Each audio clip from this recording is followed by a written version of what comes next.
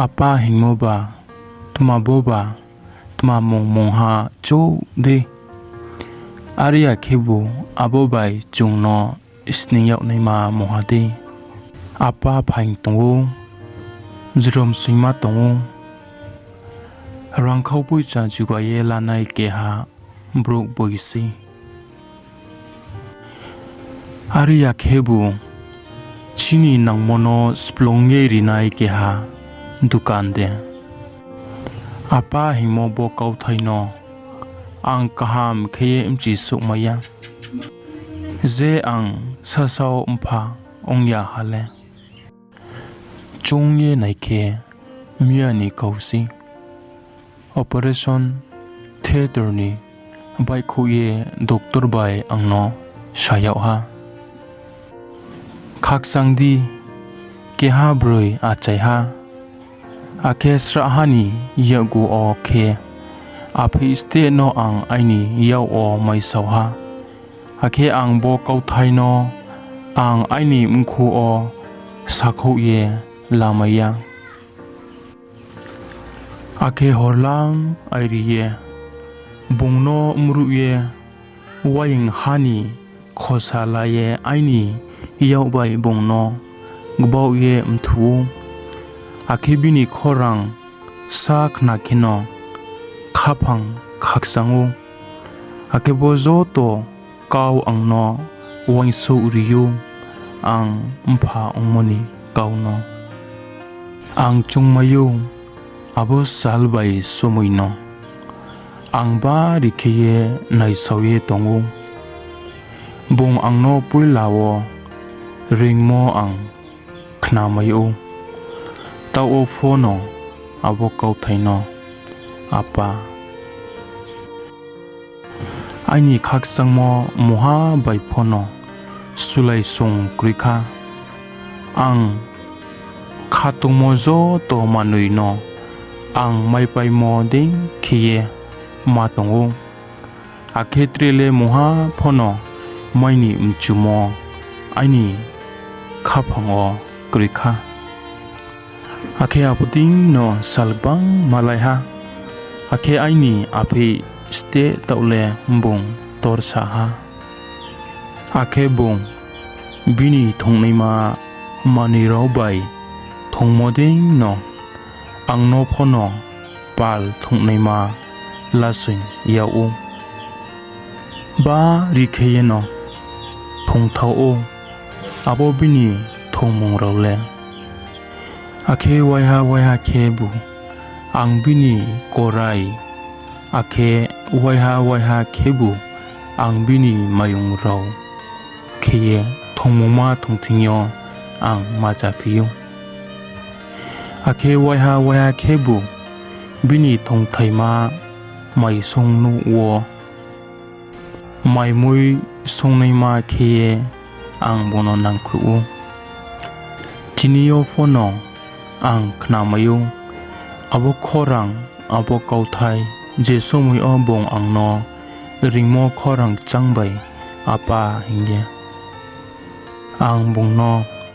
bachadi ani api imsa school thangnai slaya ongnai ha hingke tau sisa thuri gradi apa abo saye bong thupi thang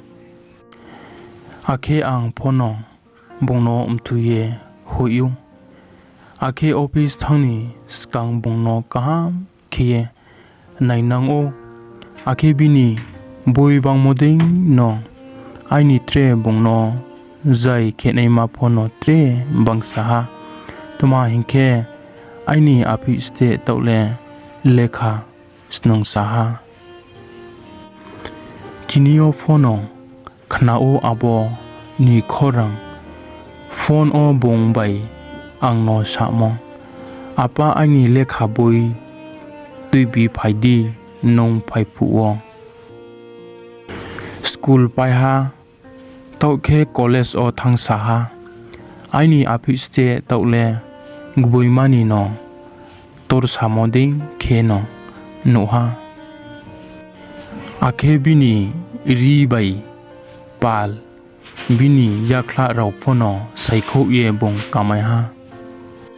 somui bai zo laimode no ani apiste nai thau saha zu hani ang bini yes ko lalpalis phoye rio ake tau o phono ang khnamayu bung nuye angno sungmo kau apa ang breke nuhala henge bong angno sung akebo purthimbiyo tre mpharau chungmoding no ang phono bongno kayaw nima ani khapango ma chungha aring phono purthimbiyo thang tung sungha palkhe tung naima bro bong sasau na ye latho hengye ang bongno toingha ake ang bongno nukhong kahamni phrongmong kaham bai kheye tung naima ang bongno phrongu mphamungha ongmo thau ya ye slaha pal kaham ongye se bongno ju hani ang nangkhu ake abuni somoi so phai tha bongno nairu ye huiyaw naimani aini khlom o thongge tungnaima no ang bai sal o thangmono nairu ye tungnaima aini mkhani msingyo nubar tor khe mano mthau yaw naima ake mkuini mutui no krairiya ye tung yaw naima abole keha mpha chou se mai nai ang bono mchimai ha tinio phono bini kau thaino khnamayo bong apa hingye ang no ringmo akhe bong ano samo apa kaham ke tungdi imthirau chadi ang zu hani kol khenai bong angno sao ake salha salnoile kol phaya ake tre bengding no bong phobini no khongbai sla laya ongye thangha ake Christmas ni salra oke chungzo tomalai fiyo ake msum sarau bai phono ma thonglai fiyo chung sampha o ongya ongphono bong khak sangye tongo ake ang kya mpha kaham ong mai ha abuni kauno ang kaham kheno ya chau taule bari kheye bura ongha akebo paithau mo ole aini thing o bo nai thau ma putul no na ye tongnei ma mohano tongsiu bari kheye nai thau aini aphe ang bungno asirbat riu boding kheno ksung sungwo mphabai msaroni saka o hamyau mo gbaw ye zonom o tongnang tho ake aini paithau mo kau thai bai taule ang phono purthim bino beraye thangha apa